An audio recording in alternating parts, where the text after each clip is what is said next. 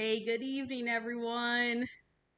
Welcome to our Let's Talk Jackson session that I called the final stretch because we are in the final stretch today. As you guys are probably very aware of, we are only now count that, 9 days away from the primary, folks. We are almost there. And I have to say, first and foremost, thank you so much to each and every one of my viewers who have been with me since 6 years ago. And the new viewership that I have today, and the people who have followed me along on this crazy journey to change our Jackson County government for the better. I have to remind a lot of people sometimes that I have been on the campaign trail for 6 whole years now. 6 years I've been going from community group to democratic group to neighborhood group to any person who was willing to listen to me about Jackson County government and to try to inspire them to learn about Jackson County government and to demand more from our officials. And I have to say that I would not be where I'm at today if it wasn't for the support from my supporters. All the messages that you send to me, all the encouragement that you provide really does provide fuel to my soul. So I have to say thank you so much. We are in this fight together. We know what the stakes are, and the stakes are Jackson County's future. And I just want to be there to give people the option of being a true fighter for the Jackson County community. And I just want to say thank you so much for all of my supporters who have been with me and continue to be with me in the fight to reform and modernize Jackson County government so it finally works for our residents' needs. Now, just as a quick update, I have been this whole entire week, I have been door knocking. I have been posting massive signs. Like our signs out right now are 4 feet by 6 feet tall. And it's a huge physical effort, okay? But every day when I wake up, I always feel energized because I know that my purpose is pure and what I am trying to do, which is to truly reform and modernize the Jackson County government so it works for our residents' needs, um, is is a good one. And so that fuels me to get up every morning and fight for this community. So we are again in the final stretch. And with that said, I want to remind people that no excuse early voting is currently happening right now. You can go down to your polling station and vote tomorrow, and they will accept your vote. You don't have to have any reason, any excuse. You can just go down there and cast your ballot and be finished with it. But also, if you're like me and you want to participate on primary day, the primary day, remember, is August 4th. It's Tuesday of next week. Polls are going to be closed at 7 p.m. So make sure that you not only put out your schedule that to vote on time, but tell your friends, your family members about this race because we truly have a chance to get good people elected into Jackson County government to truly reform and modernize Jackson County government so it finally works for our residents' needs. There hasn't been a bigger opportunity than this year. So please, if you can, vote early or vote on primary date. And please talk to your neighbor, talk to your family members, talk to the person down the street. If you're waiting for a meal, ask the person next to you, are you registered? Do you know about what's going on in Jackson County? And tell them about the Jackson County races, because this year is so important. And we need to ensure that we get the right people in. So with that said, since we're kind of like in the final stretch, I again want to remind people what exactly we are fighting for. And that is my Jackson plan, which is, hold on a second,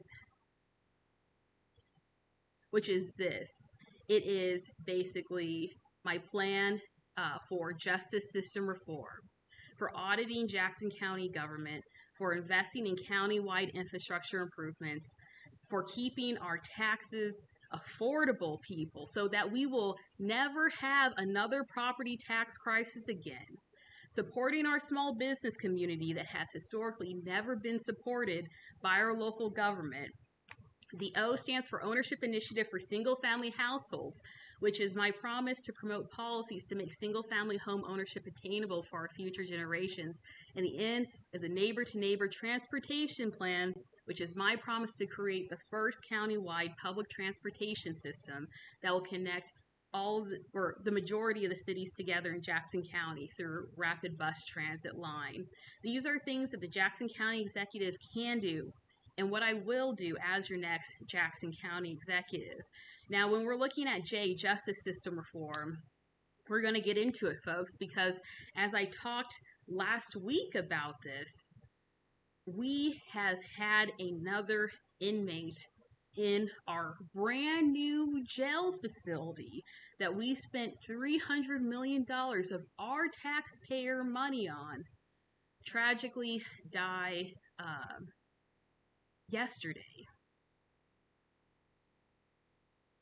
And we're going to get into this now.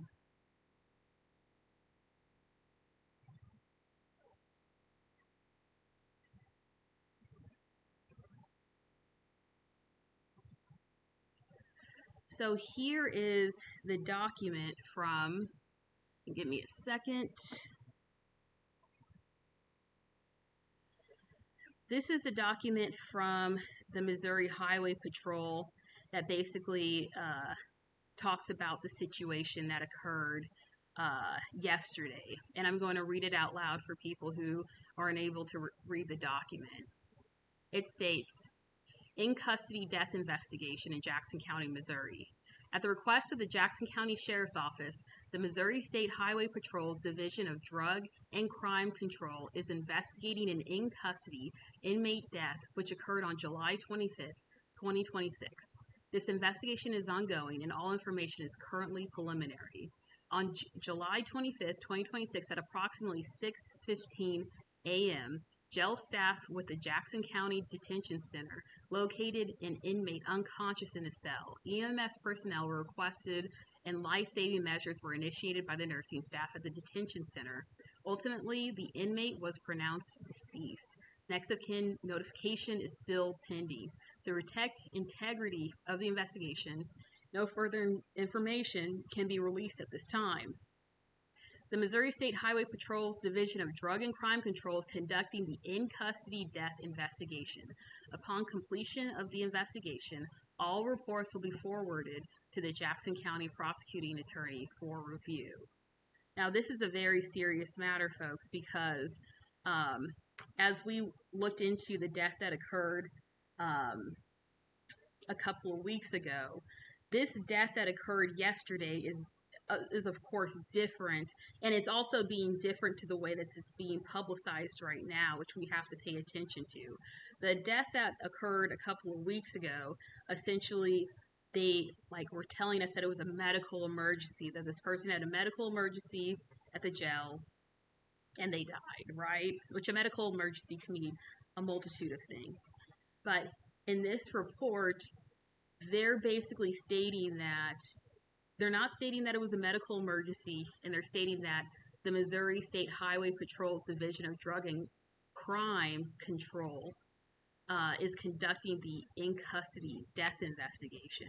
So that means that most likely, because this is all alleged, because this is all the information that we had right now, that this inmate's death is potentially linked to some sort of drug or some sort of situation that occurred in the jail, meaning that it was not allegedly a medical emergency. And this is why it's important that we need to, like I said, do an audit on Jackson County government, because the audit isn't just about going into the, each of the departments, but it's also looking into our facilities to see what exactly are deficiencies in each of these facilities and what we can do to improve. If this inmate died while he was in custody of a drug overdose, that of a drug that he received in jail, for instance, not to say that this happened, but if it did happen this way, that's a serious lapse in security and it needs to be investigated. And again, we have to look at the reports that were made last week, or not last week, a couple of months ago, concerning the conditions of the jail, about how, the jail conditions were unsanitary, there wasn't sufficiently running water, that they weren't providing medical services promptly. And look, say what you, or believe what you want to believe, but when we take people into custody, we have to remember that they're human too, and they have to be treated as humans with the same respect and dignity that we provide all humans. And so we have to make sure that the jail facility is a safe place for inmates to be, because at the end of the day, inmates are there to essentially do the time for their convictions. They're not there to be tortured. And not to say that they're being tortured right now, but the news reports of the lack of sanitary conditions, the lack of water access, the lack of medical services is very concerning, folks. And since we've had another inmate died, so now we have had 2 inmate deaths within this year in a brand new facility, should raise everyone's concern. And so we're going to stay on this story until we can get some accountability from the people that are running the jail. And also to get some solutions as to what we need to do in order to make the jail safe for all.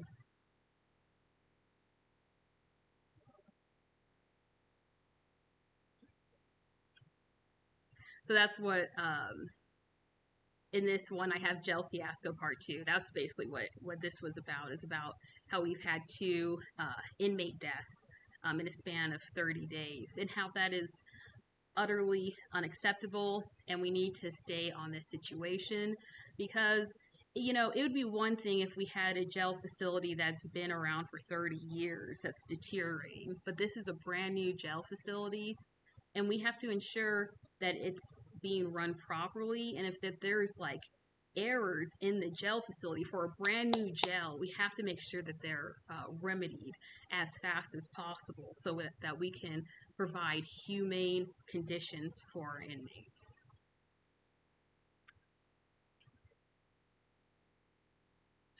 Now next, I'm going to talk about the chairman coup. And I call it a chairman coup because that's what ex-chairman Manny Abarca stated during this whole entire situation.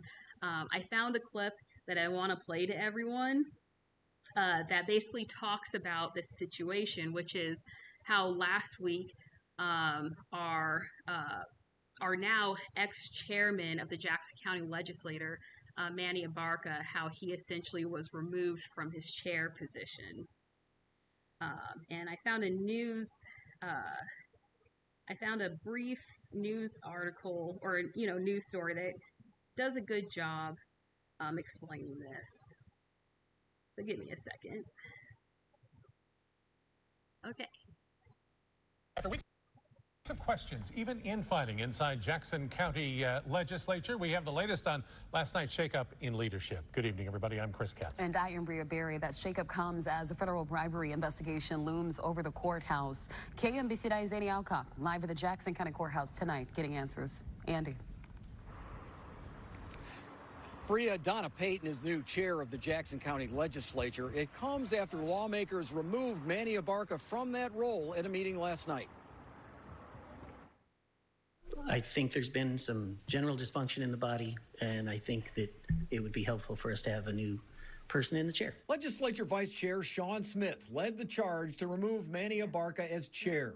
All his colleagues agreed. 7 yes, 1 excused. Before the unanimous vote, other than Abarca's abstention, Abarca criticized his colleagues. I have concerns of several legislators and their complaints, including Vice Chair, that rise above this methodology of an attempted coup. I'll submit those to the ethics complaints and let that process work itself out. Legislator Donna Payton has become our new chair. New chair Donna Payton agreed to speak to us off camera today. Payton said she was concerned about a lack of collaboration with Abarca in charge. The move comes just days after Abarca accused legislature employee Calvin Williford of trying to bribe him with a campaign contribution in exchange for supporting a shelved housing project. Abarca also accused legislator Duron McGee of accepting the same bribe. But Abarca claimed McGee didn't get the money because the housing project fizzled. No. Phil LaVota said the leadership change doesn't change his approach to doing the people's business in the remaining months of his tenure. I've worked with Donna for a long time. She's very, very intelligent, smart legislator. She will do great.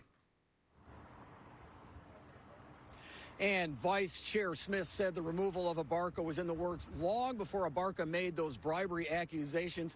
Smith said, for example, Abarca put himself as chair of critical committees and then didn't show up. And he also said Abarca acted frequently without input from his colleagues. Reporting live outside the Jackson County Courthouse, Andy Alcock, KMBC 9 News. Abarca issued a statement today after consulting with attorneys. He says he is disappointed about being removed as chair, but respects the vote. He still has concerns about the legislature's direction. Yeah, folks, this is the current status of our Jackson County legislature. So for those who are unaware, last week, ex-chairman Manny Abarca was removed by unanimous vote from the Jackson County Legislature. He was removed from his chair position. And this comes on the heels of his alleged bribery allegations, which, as I stated in my last week's Let's Talk Jackson, is people are innocent until proven guilty. But he did make serious allegations that involve several different members of the Jackson County legislature. One key thing that I want people to be apprised of is the new chairman is Jackson County legislator Donna Payton, who was approved, I believe, unanimously as the new chair. For me, with my opinion on that is it's kind of weird because there is a conflict of interest there, in my opinion, because with the ongoing bribery allegations, Donna Payton, as I stated in my last week's Let's Talk Jackson, she did hire Calvin Williford to be her legislative aide in 2023. Now, even though Calvin Williford, and just as a recap of who Calvin Williford is our prior county executive, Mike Sanders, chief of staff. So this goes back to around 2016, 2017 era, okay? Our prior county executive, Mike Sanders, went to prison for allegations stemming from campaign finance fraud. And Calvin Williford also went to prison stemming from those same allegations of campaign finance fraud. And as news sources have reported, it was due to allegations from using between $45,000 to $90,000 in campaign funds to finance lavish Las Vegas trips to gamble. Now, he went to prison in 2018 for a total of 6 months. And usually when a person, when something this public is done using public funds, okay, because these were donations that were given to Mike Sanders' campaign that he used to do this. Usually it's understood that these people should not be put back into positions of power, especially in positions involving using our taxpayer dollars. However, in 2023, Donna Payton decided to give Calvin Williford another chance and gave him the position of a legislative aide. Now, since then, he moved on to being Vanessa Husky's aide, and then he is now currently an employee in the county auditor's office. So the auditor's position, where there's supposed to be a check to make sure that that the Jackson County budget is correct and that the contracts and the ordinances that the Jackson County legislature are passing are being, financed correctly. Calvin Williford is in that office to oversee that, right? Which, in my opinion, is that he should have never been put in that position in the first place. But, now we have these allegations from ex-chairman Manny Abarca that Calvin Williford allegedly attempted to bribe him between $10,000 to $50,000 to do a housing project. And these right now are currently allegations, but despite that, and despite the link that has been pointed out multiple times, our Jackson County legislature still made Donna Payton as chair. And so I kind of question that, because they could have made other people that didn't have, that weren't involved in this chair temporarily until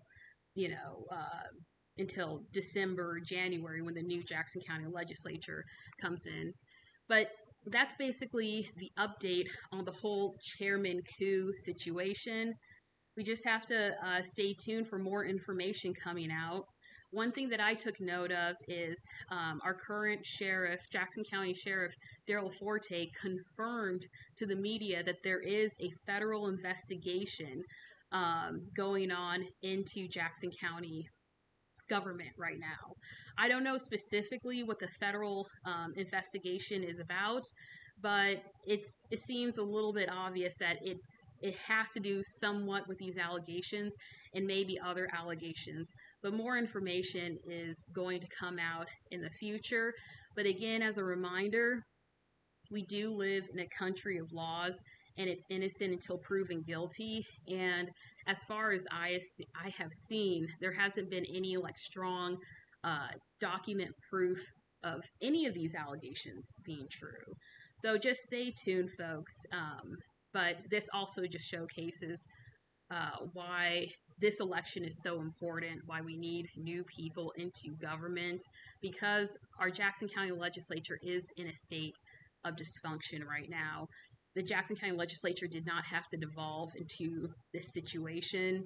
As I stated before, it's my belief that Manny Abarca should have never received the chairmanship in the first place, especially since the Jackson County legislature voted to give him this position while he had an active criminal case against him, which I believe should have negated him at the beginning. But here we are today, and that is why August 4th is so important, because you have the opportunity to bring in a new Jackson County legislature that will actually be for the people. So please, as I stated before, talk to your friends, talk to your family members about this race. It is very critical that we get everybody on board this year and look at all the candidates. And so with that said, that's all I'm going to say about this chairman situation. If you have any questions, please put in the chat. So next, I'm going to talk about the $250 million deal that was publicized this week. So for the people who are unaware of what happened, Our current interim county executive, Phil Lavoda, entered into a deal with the class action group of around, it's approximately $250 million. We don't know what the exact amounts are yet.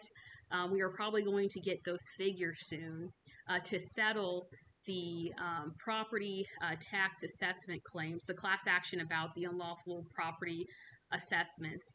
And so hopefully with this settlement, the majority, if not all, of the cases involving the unlawful property assessments of 2023 and 2024 will be resolved. On that note, it's good that we are finally having some sort of ending with this whole 2023 and 2024 property tax crisis. But I have to be honest with everyone, $250 million is a lot of money to refund. And so we're going to be feeling that for the next 3 years. And so this is why when I go on the campaign trail, I'm letting people be aware that no matter whoever's the next county executive or who you install as the next Jackson County legislator, we're going to have a tough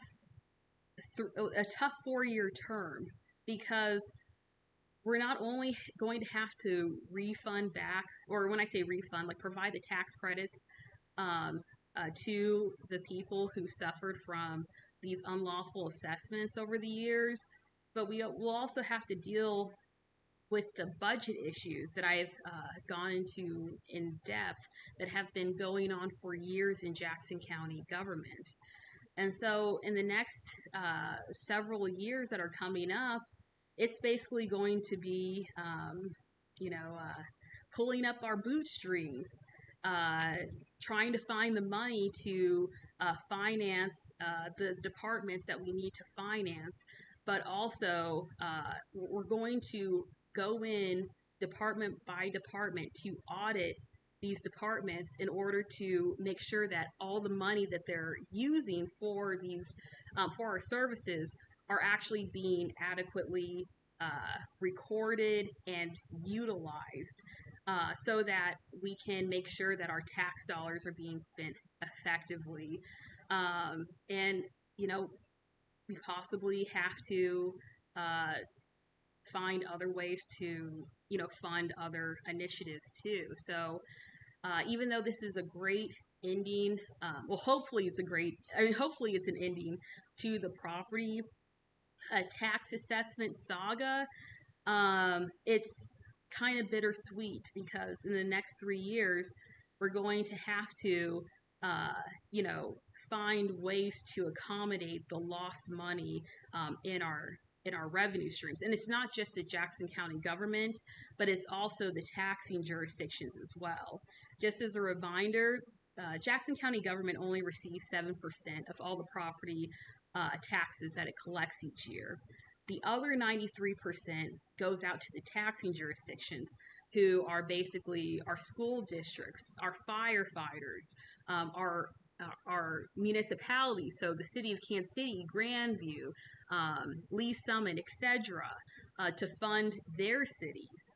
We only have 7%, but they are also relying upon those funds. We are all taking severe cuts next year, and so it's going to be a tough 3 years, but hopefully after the 3 years, we will get to the healing stage and we can do fun things in the future. But also, as I stated, when I become your next Jackson County executive, the first thing that I'm going to do is I'm going to start putting into place the mechanisms that we need to do a deep scale audit of Jackson County government, so we can actually go in and look at each department by department to make sure that it's being run as efficiently as possible. And so I'm excited for that, even though I realize that if I win Jackson County executive, I'm going to be confronted with a very serious financial situation once I'm sworn in as Jackson County executive.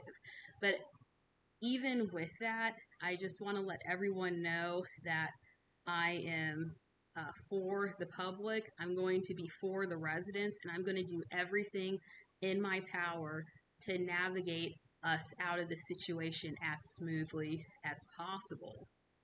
And so, with that said, this is the end of this of my segment here for Let's Talk Jackson. If anybody has any questions, please let me know. I'm also going to make an announcement that next week Let's Talk Jackson is going to be a little bit special because this will be a Let's Talk Jackson that is 2 days before the primary. And so instead of like looking at everything that's gone bad in Jackson County, I mean, we might look a little bit into that.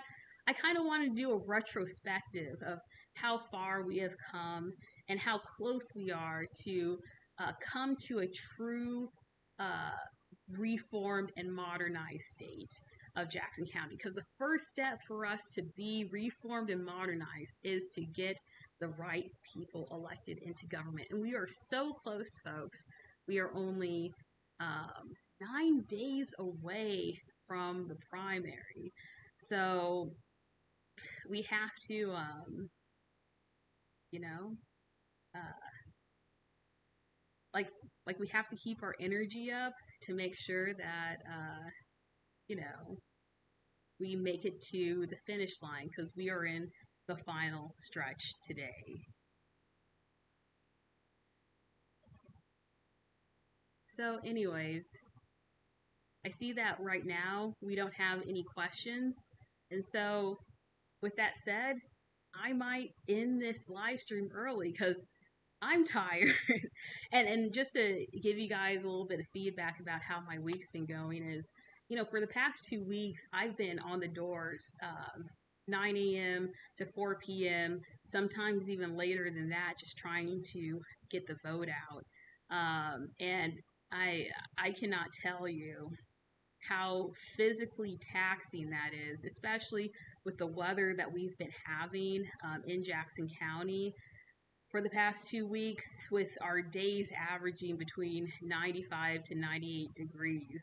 But I can tell you this, and people who I've met on the doors can also tell you this, that when I get a person at the door and I'm telling them about our campaign to reform and modernize the Jackson County government, even though I know I look like a sweaty mess because they always ask me if I need water and I tell them no, I'm fine, I get energized because I think to myself, I get to speak to another person to get them interested in Jackson County government and get them involved into Jackson County government as well. And that is one of the key factors in my campaign, is to spread awareness and education into Jackson County government. So anyways, if I have no questions, I'm going to leave this live stream early, everybody. Just also as a side note, since this is the final stretch, look out for more media updates coming down the pipe, hopefully more TikTok videos, because we are in the final week and we're going to try to go out swinging. So if you have any questions, and if you're watching this at a later date, please just leave a comment and I'll make sure to respond to it. But otherwise, I hope you're having a great Sunday evening, and I will see you next Sunday for our final for our final Let's Talk Jackson for the primary. Anyways, it was nice having this discussion with you guys today, and I can't wait to see you next week. See you.